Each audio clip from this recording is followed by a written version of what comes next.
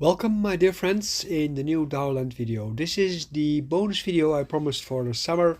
Unfortunately, I do not have too much extra time, so I will have to do it in my weekly video. The video that we're going to make today is about meditation, and we are going to talk about the meditation in nature, which is of course the preferred place to meditate. Unfortunately for us, most of us, we do not live in nature, so we cannot do too much about that. We can only enjoy the moments of nature when we have them. But in our daily life, we can emulate nature a lot by trying to avoid comfort. Ironically, a lot of people, a lot of teachers, they talk about asceticism and so on. Asceticism is not so much the issue. You don't have to be ascetic, although being sparse in spoiling yourself is in itself a good attitude because it helps you to stay young and also to appreciate the things in life much better than anything else. I've tried out all kinds of things like minimalism and so on, but all these kind of things, they are not really the answer because they try to minimalize things while not losing on your comfort. The whole point is actually to experience the nature as it is. As you see here, I am here in a rocky river environment. It's early in the morning. I'm starting my day and starting my practice.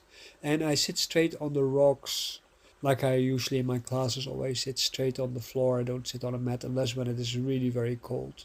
The thing is that at the moment when you are sitting in a rough environment, an environment which is hard for you, you actually have to apply the functions of your body.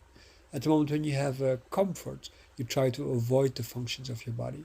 So this is a major thing for Taoist practice, for self-cultivation, because you want to be able to rely on your body. What if, for instance, there is a world disaster and you have to survive by your own skills and your body is not used to do anything? You don't have time anymore to prepare yourself or to practice. So exercises like this to improve the mobilization of your body, to also improve your ability to adapt to difficult situations is very important. All these moves that I do here are basically improvised. They are based, of course, on existing practices that we do in either the Udang Fitness or in the Play Yoga or something.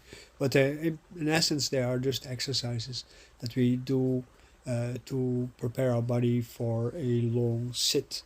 And when you go sit in meditation in nature, this is of course the most amazing thing, because when you open your senses, you start noticing all the different kind of animals around you, the ones that are trying to eat you, of course, by picking you with needles, or trying to nibble on your fingers or your knees, but also of course all the animals that are in the forest or in the water that are making noises and that you can feel as part of your environment. So you can see that your environment is never still. There's going to be a breeze, most likely, rattling the leaves. So the leaves are always talking, the trees are talking, the voices of the animals are talking. All of nature that is alive also moves. And this is of course the essence of young. So you can see on your environment and the feeling of your environment that it is very young and therefore is very supportive for life. And that is also your life. An environment that is not very active, that is very still, is therefore much less supportive. It has much less young. So a lot of people, when they are stressed, they seek silence. While in fact, they should seek natural voices. They should natural noises. At the moment when they seek these natural noises, they can adapt to it and they become one with it just by surrendering yourself to your environment. At the moment when you do Dantian meditation, like I am doing here in this exercise, then at that moment you are preparing yourself for a next stage. Because Dantian meditation is just a stage. And the practice that we're going to do today is what is called the one finger cleaning meditation. And it is to open the channels that connect the three dantians with the front and the back of your body. So this is what we're going to do. This is the bonus exercise I had in mind. Our meditation today roots in the Dantian meditation. And the reason why it roots in the Dantian meditation is because it offers you the opportunity to build an engine. You have to see every meditation as a practice. That is the practice of building an engine to do particular kind of things. In this case, the first step after building a Dantian is the listening to your environment to make sure that all your senses are open.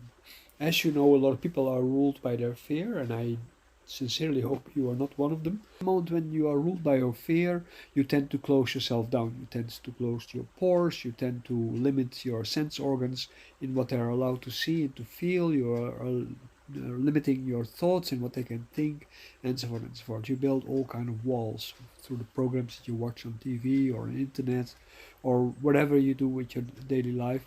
This is basically the production of walls, and what we are going to do today is to actually break down the core of the barrier actually between the core of yourself and the environment around you.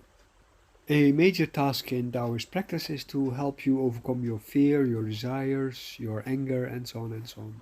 So Dantian meditation is a great tool to do so, but this meditation is going to help you a few steps further.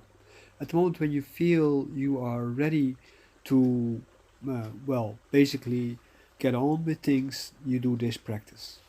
I will get into details about this in a moment. You basically try to push your middle finger into your forehead, and then into your heart, and then into your umbilicus. You do this a few times, and I will show you in a moment what to do exactly. What you're pushing with here is with your intention. Your intention comes from your heart actually. So you're pushing with your heart into your body. And what you try to do is you try to punch all the way through your body with your middle finger. So you try to reach out all the way to your back and beyond. But to clarify a few details, I do have to explain you a little bit about the esoteric anatomy of meditation, and especially of this kind of meditation, this type of meditation, which originates in Transcend Taoism. This meditation I learned something like 35 years ago, and it has always been very effective in calming my mood and in opening myself for my environment. So let's get on with this. A major issue here is the verticality, the awareness of your verticality, where you are suspended between heaven and earth. When vertical, you feel the line between heaven and earth is between your crown and your perineum. And in this line, there are 3 points. These are the upper, middle, and the lower dantian. These upper, middle, and lower dantian, of course, connect with heaven and earth. At the level of these 3 dantians, you have 9 openings. 2 at the crown, and the bottom, and on the front and the back. And these are horizontal connecting lines. And this is where you use your middle finger for. So when anybody yells at you next time, this is not an issue. These vertical lines, they connect you with your environment on different levels. We'll talk about that another time. Oh yeah, one small issue. There is a second channel which is called a illusionary channel. If you feel that one, you feel a lot of great things, but it's all fake. So when you open up your upper line, you go into your forehead at the level of the yin tang point, but you also go out at the back side where the skull and the neck are touching. This is the reason why you lift up the back of the skull, the wind point. Then when you do at the heart, you go actually at the highest point of the bulb at the back of your back. And so by lifting up the back, when we are talking about the stone gate, then we are opening this point to help us open up for the environment, and the front is at the middle of your chest bone. Then when you go to the lower one, you go at the umbilicus, and that one actually opens at the Mingmen point at the backside of your spinal column. Likewise, when you lift yourself up there at that point, you accentuate the verticality of your body, and as a result of that, you are opening up your interior for the exterior. That means that you make yourself transparent, and things can go in from the front and go out at the back. At the moment that you have done that practice, you just go back to Dantian meditation and you go do the same. You pay attention to your environment. You go try to see how you are relating with that environment. So you have a before and an after moment. By doing this on a frequent basis, preferably out in nature, of course, you will start noticing some personality changes. And these are nice. Most of us have a bad personality, so we can only improve with that. Because all of a sudden you become part of nature and you start accepting nature better. Not that you understand it better, because you need other skills for that, but at least you get into a better relationship with nature and you can appreciate it better. And you can also understand the importance of trying to do things the a little bit harder way and not in the comfort way. So of course, I hope you now immediately go get your backpack and you go package everything and start walking to a place free of city and free of people. You go just sit somewhere and do this meditation to see how it works and wait for a few days on that location to see what the effect is going to be. But wait, there's also going to be more because at the moment when you do that, you start also charging yourself at the same time because of opening up. You actually become more supercharged and you feel more awake and vital and so on. So what we want to do is now we want to actually help to guide that charging towards a more productive sense because we're already busy with Dantian meditation. We're going to direct that to the Dantian. That means we're going to lift up our hands. They're touching this time, don't forget. And we're trying to catch all the yang and the heat of the body. We try to bring back to the Dantian. And we try to collect this.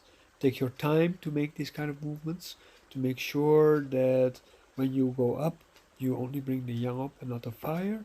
And then at that moment when you go down, you bring everything down again and bring it back into the Dantian. So feel the Dantian that moment, and when that actually happens, make it work. Then after some time, you can go a little bit more wide and flush everything over your face and then bring it back into your body.